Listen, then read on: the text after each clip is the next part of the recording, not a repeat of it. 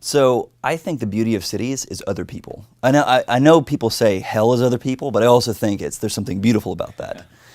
And really that's the magic of the city, is that it brings people together. And the history of the city is that not only could you bring people together to help grow economies, bring about new ideas, but also for security.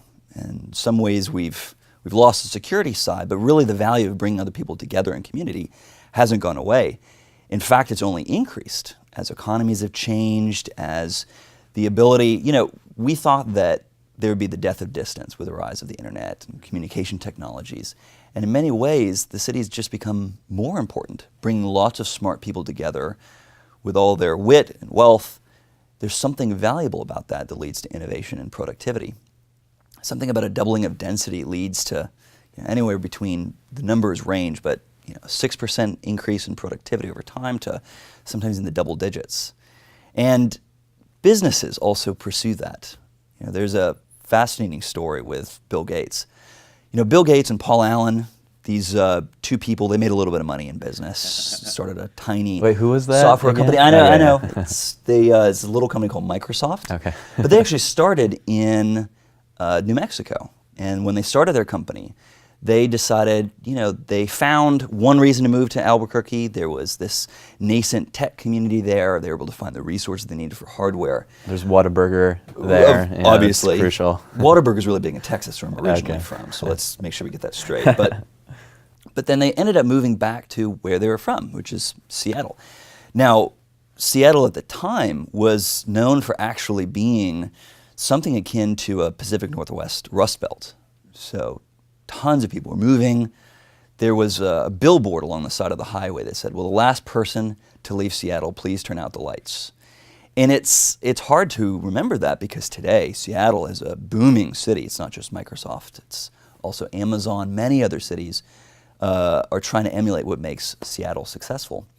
But at the time, Bill Gates and Paul Allen, as far as I can see, moved back because, yes, it was home, but also they found other smart people there. Something about their networks, their personal networks, that they could really tap into. And there was no really incentive package that could have made a difference. There was, it was only a moment really of serendipity.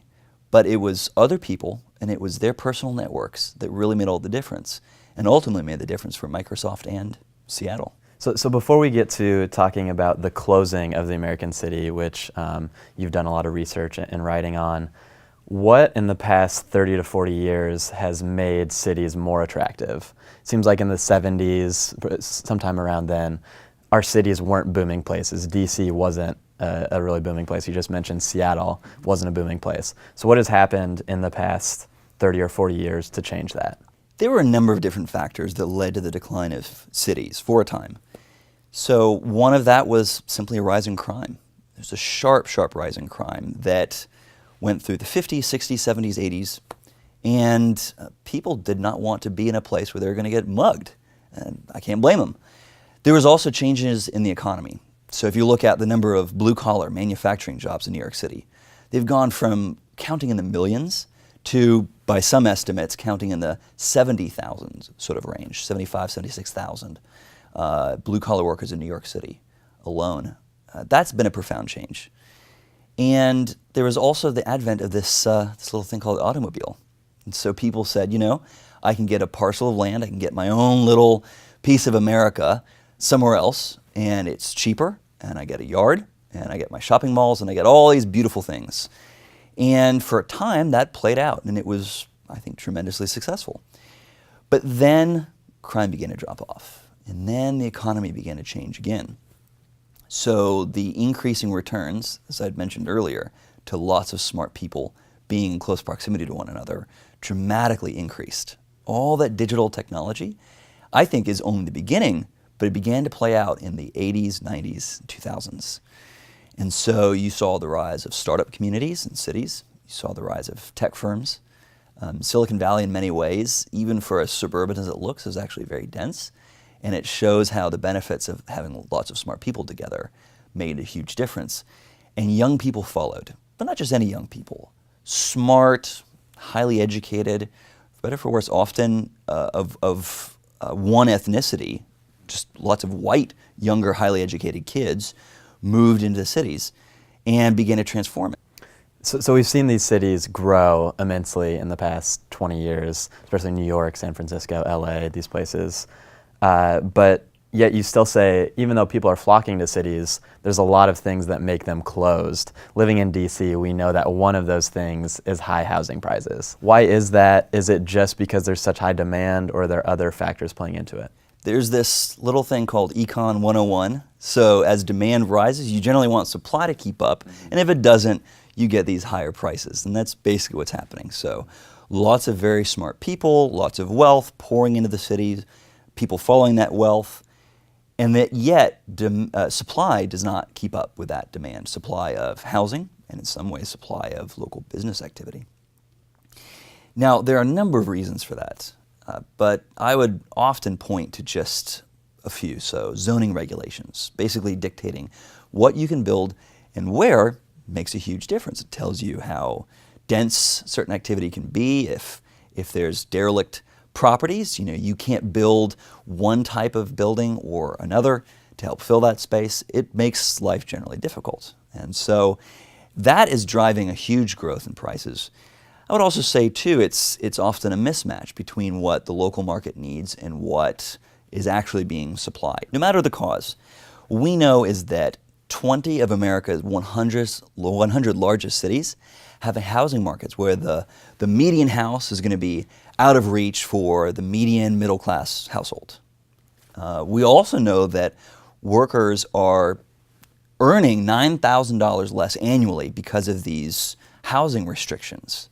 There's terrific work being done by Enrico Moretti and one of his research partners looking at the tremendous cost, not just to individuals, but to the entire economy, and how this kind of cost is dragging all of us down, whether you live in the city or not. Okay.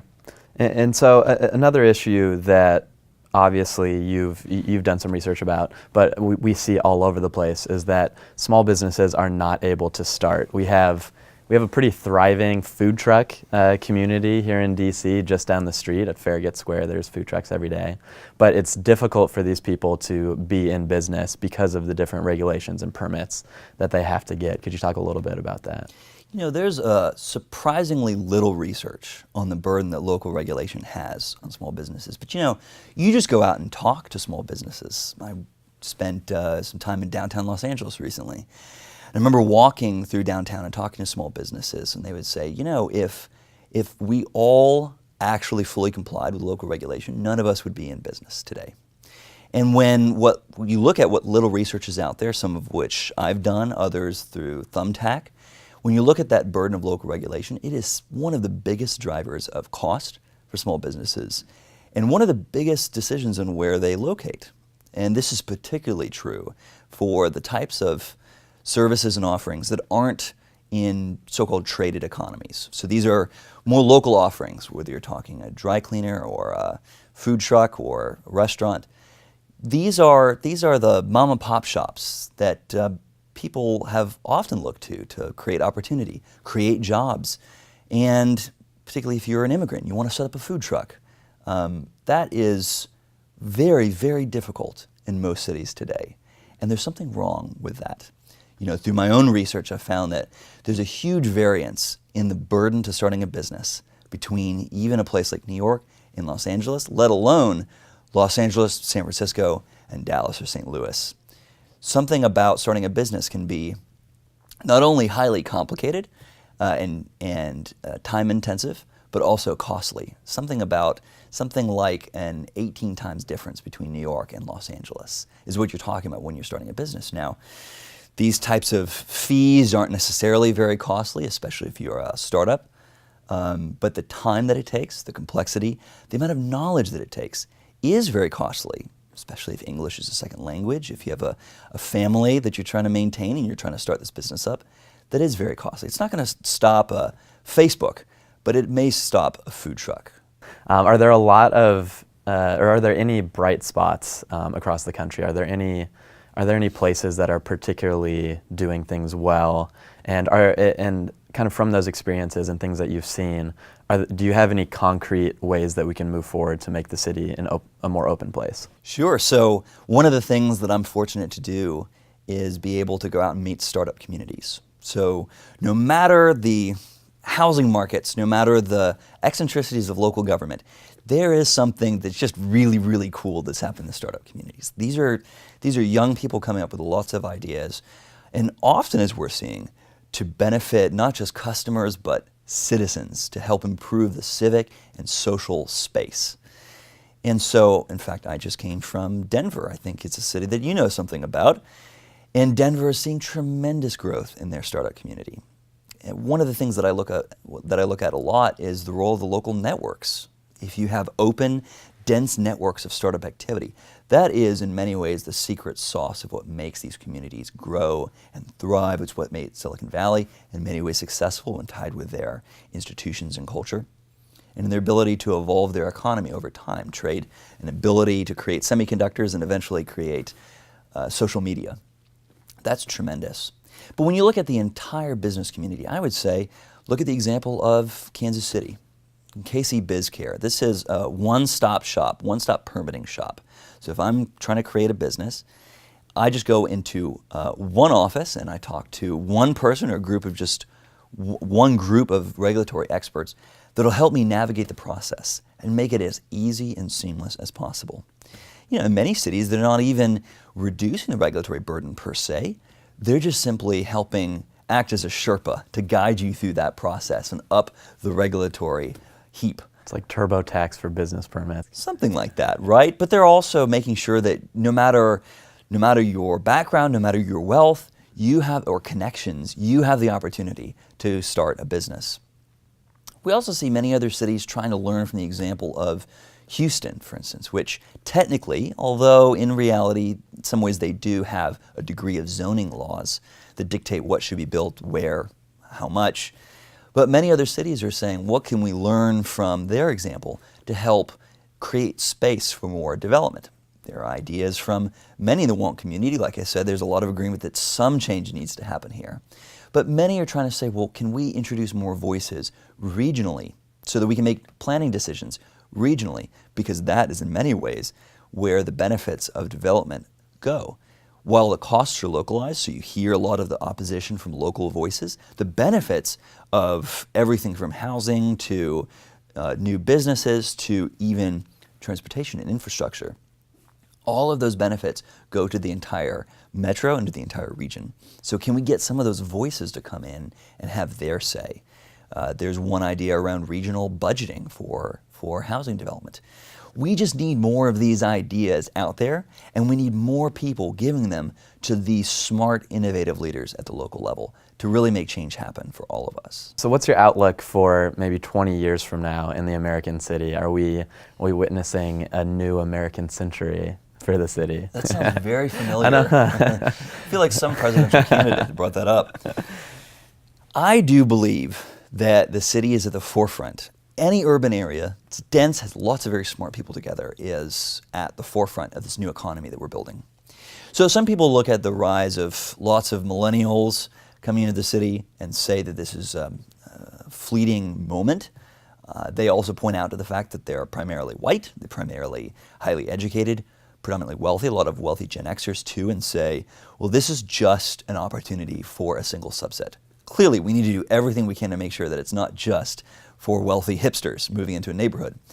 But I also believe that, like with a smartphone, who purchases a smartphone is simply a leading indicator of where opportunity is going down the line. In many ways, these smart young people are simply purchasing opportunity in the urban space and investing in that for the long term. They, I believe, are a leading indicator of what is happening in the rest of the economy and what I hope, what I believe is opportunity for the rest of the country. There's also just some fundamental processes at play here in the growing digitization of the economy. So we're going to see just more and more returns coming to more and more smart people living together in close proximity. That's not going to go away. And the tools that we see on offer, for instance, just look at what we have in smartphones, Uber, Airbnb, and the like, that is going to grow as well. And we're using these cities as test cases for what's going to grow across the entire economy. And then finally with globalization. Globalization is going to increase returns to particularly global cities, but also regional hubs, introducing global markets that will make these very local markets that much more valuable. Urbanization is not going away. The only question we have is, how are we going to take advantage of this opportunity, and how are we going to make sure this opportunity spreads to everyone through free markets, free enterprise, and opportunity for everyone?